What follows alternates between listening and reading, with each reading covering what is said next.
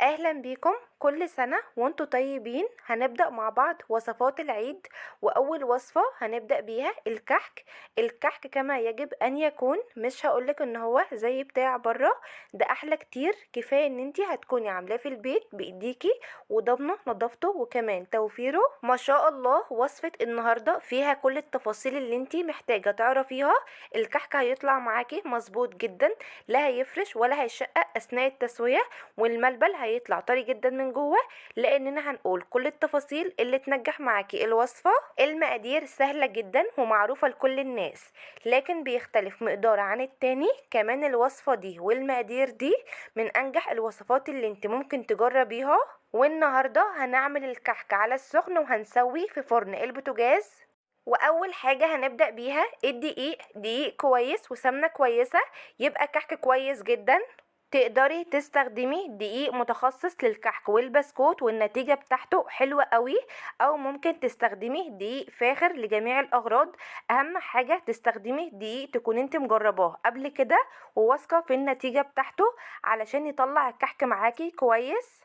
كمان مهم جدا ان الدقيق بتاعك يكون استخراج 72%، لو متوفر وتقدري ان انت تجيبيه نتيجته كويسة جدا في الكحك.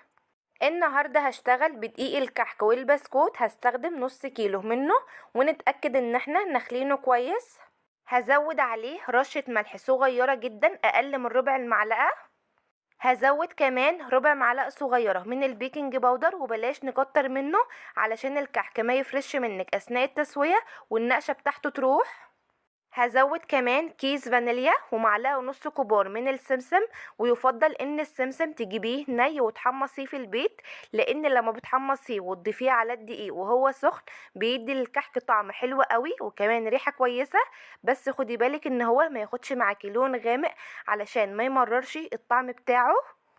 بعد كده هنقلب المكونات دي كويس جدا مع بعض ونركنهم على جنب شوية، ونجهز الخطوة اللي بعد كده. هنحضر كوباية وهنزود فيها نص معلقة صغيرة من الخميرة، ومعلقة ونص كبار من السكر، وربع كوباية من المية الدافية، ونقلبهم كويس. وفي الخطوة دي احنا بنعمل للخميرة اختبار علشان نتأكد ان هي شغالة معانا كويس، لان الخميرة لو مش شغالة كويس هتبوظ معانا العجينة. ونسيب الخميرة على جنب شوية علشان تنشط معانا. ولو الخميرة مش شغالة معاكي كويس تقدري ان انتي تستبدليها قبل ما تضيفيها على عجينة. ونبدأ نجهز السمنة. هنحتاج لنص كيلو دقيق 300 جرام من السمنة.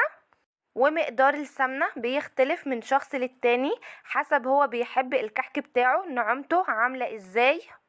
يعني لو عايزة الكحك بتاعك يكون ناعم ودايب هتستخدمي 300 جرام من السمنة، لكن لو عايزة الكحك بتاعك يكون ناعم بس يكون مقرمش سنة معاكي او خشن شوية هتستخدمي من 250 جرام سمنة ل 275، حسب انت بتحبي نعومة الكحك بتاعك عاملة ازاي.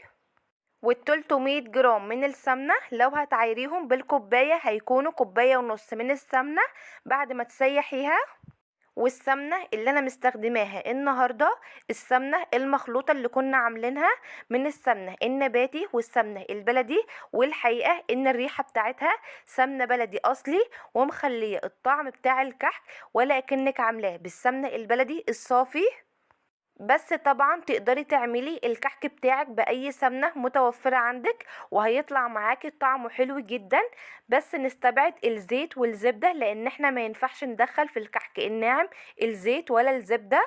وبنرفع السمنة على النار لغاية ما تبدأ ان هي تقدح معانا، يعني بنسيب السمنة لغاية ما تبدأ ان هي تدخل معانا في الغليان، لكن ما تسيبهاش لما تغلي علشان ما تتحرقش معاكي. اول ما السمنه تطلع الرغاوي اللي موجوده على الوش دي وتحس ان هي خلاص هتغلي معاكي تطفي عليها النار على طول. وبنشيل السمنه وبننزلها على الدقيق وبقيه المكونات. وشايفين الفوران اللي بيحصل من السمنه ده اللي احنا محتاجينه علشان ناخد الطعم الاصلي بتاع زمان. كمان السمنه المقدوحه بتخلي الكحك يقعد معاكي اطول فتره من غير ما يغير طعمه ولا ريحته. نبدأ كده نقلب الدقيق بالمعلقة علشان يشرب السمنة كويس، وبعدين هنسيبه لما يبرد تماما. لاننا مش هينفع نحط ايدينا خالص في قلب الدقيق لان السمنة سخنة جدا. هنقلبها بالمعلقة شوية وبعدين هنسيبها لما تبرد، وبعد كده نبدأ ان احنا نبسها بايدينا.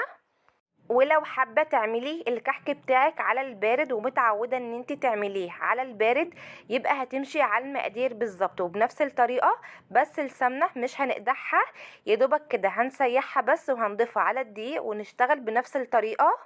بعد ما العجينة بردت معايا واقدر ان انا احط ايدي فيها، هبدأ ان انا ابسها كويس جدا، هبس الدقيق مع السمنة كويس جدا.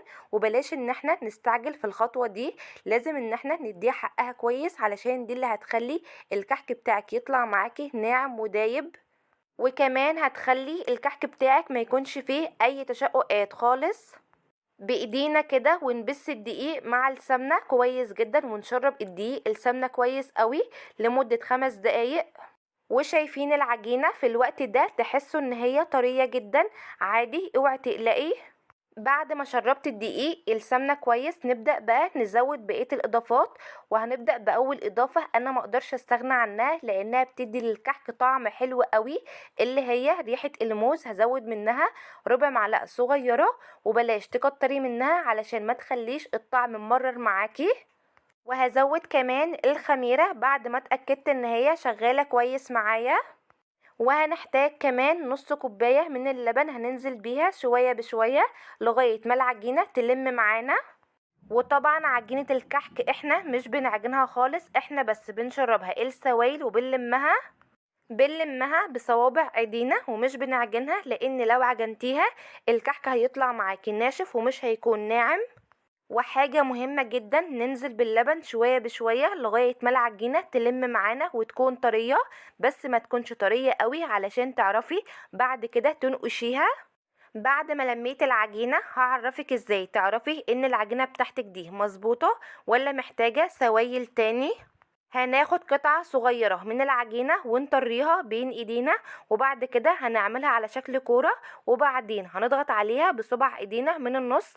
لو العجينة شققت معاكي تبقى هي كده محتاجة شوية من اللبن، فزوديها شوية كمان من اللبن ولميها واوعي تعجنيها. وزي ما شفتوا العجينة ما فيهاش اي تشققات، العجينة ما شاء الله عليها مظبوطة جدا.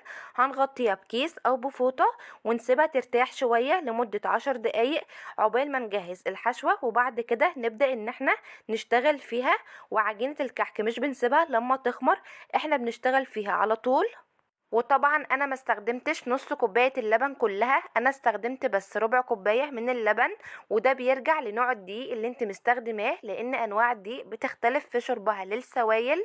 هنحتاج للحشوة نص كيلو من الملبن، هنزود عليه معلقة صغيرة من السمنة.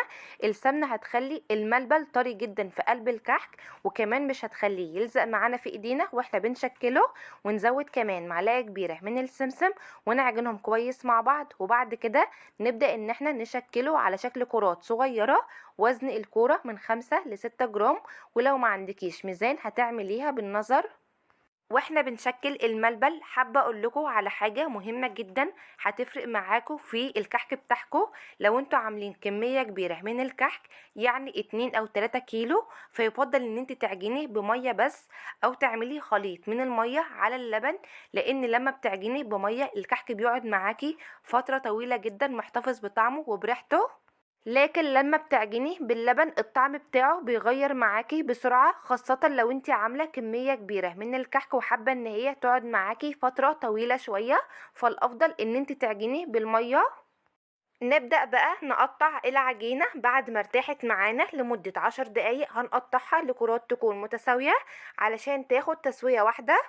هنقطع كل كرة من دي وزنها هيكون 20 جرام، وتقدري تقطعيها من 20 ل25 زي ما انت عايزة. ولو ما عندكيش ميزان حاولي ان انت تقطعيها بالحجم اللي انت شايفاه ده.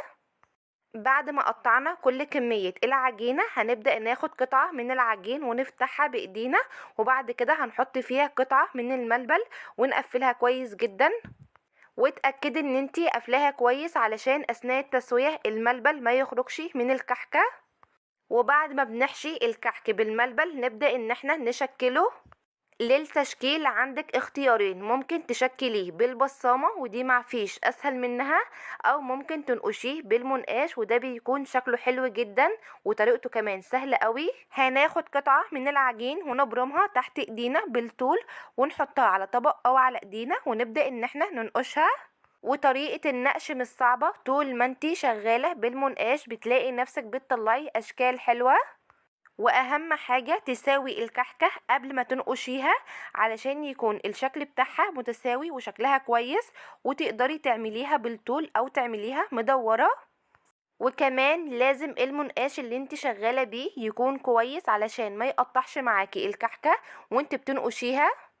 ولما تيجي تنقشي الكحكة بلاش تضغطي بالمنقاش قوي، اضغطي كده على خفيف علشان يكون شكلها كويس معاكي.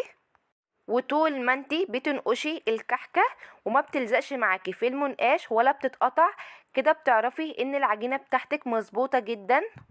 ويفضل لما تيجي تنقشي الكحكة تحطيها على الطبق علشان الشكل بتاعها يكون متساوي بدل ايدك. وبنشيل الكحكة بالراحة وبنحطها على صاج ما يكونش مدهون اي حاجة، وبنسيب مسافات بين كل واحدة والتانية علشان ما يلزقوش في بعض. وبعد ما هنخلص النقش بتاع الكحك لو انت عاملاه لوحدك هيكون اخد وقت كفاية ان هو يكون خمر معاكي كويس. لكن لو حد عامله معاكي هتكوني خلصتيه بسرعة فهيحتاج ان هو يخمر معاكي، هتسيبيه لمدة ربع ساعة يخمر كويس وبعد كده تسويه. وكمان لو انت عاملاه بالبصامة فهتخلصيه بسرعة ومش هياخد معاكي اي وقت، فهيحتاج ان انت تسيبيه لمدة ربع ساعة علشان يخمر وبعد كده تسويه. عقبال ما خلصت كل نقش الكحك كان خمر معايا كويس لان كنت عاملاه لوحدي فاخد وقت كفاية ان هو يخمر. دلوقتي بقى هنشوف التسوية المظبوطة بتاعته. بنشغل فرن البوتاجاز يسخن كويس جدا لمدة 10 دقايق، وبعدين بنظبط درجات الحرارة على 160. وبعد كده بندخل الكحك في الرف اللي في النص على الشبكة، بنكون مشغلين الفرن من تحت بس. وبعدين هنسيبه لمدة تلت ساعة علشان يستوي كويس من جوه. وبعدين نبدأ نشغل عليه الشواية ونوطيها علشان يبدأ ياخد معانا اللون. وفي الوقت ده بتلاقي الكحك كلاته سمنة وطري جدا. عادي ما تقلقيش لانه لسه ما استواش معانا، هنسيبه كمان لمدة ربع ساعة علشان يستوي كويس وكمان ياخد لون مظبوط من فوق. يبقى مدة التسوية كلها 35 دقيقة. ولو ما عندكيش درجات حرارة تبقى النار من تحت متوسطة. ولما تحسي ان الكحك دخل معاكي في التسوية تبدأي تحركي السيجان من وقت للتاني علشان ياخد معاكي لون مظبوط ويستوي كويس. وشايفين زي ما دخلنا الكحك زي ما خرجناه بنفس النقشة بتاعته، لا فرش ولا فيه اي غلطة. والكحك واحنا بنكسره دايب وناعم جدا والملبن طري جدا في قلبه وكمان مفرغ من جوه ما شاء الله عليه مظبوط جدا. شايفين الكحك عامل ازاي؟ بجد الوصفة دي هتعجبكم. وكمان واخد لون حلو قوي، اللون ده حسب رغبتك ممكن تفتحي عن كده او تغمقي زي ما انت عايزة. والتسوية بتاعته من جوه مظبوطة جدا. اهم حاجة النار بتاعتك تكون واطية علشان يستوي كويس معاكي وما يطلعش عجين من جوه. وبنضيف عليه السكر البودرة او ممكن تسيبيه زي ما هو. اتمنى بجد ان انتوا تجربوا الوصفة بنفس الطريقة والمقادير لان متأكدة ان هي هتعجبكم وتطلع معاكم ناجحة جدا. وبكده نكون وصلنا لنهاية الفيديو. اتمنى ان الفيديو يكون نال اعجابكم وتكونوا استفدتوا منه ولو بمعلومة بسيطة. وياريت لو الفيديو عجبكم ما ننساش اللايك والاشتراك في القناة وتفعيل زر الجرس على كلمة الكل علشان يوصل لكم اشعارات بكل وصفاتي الجديدة.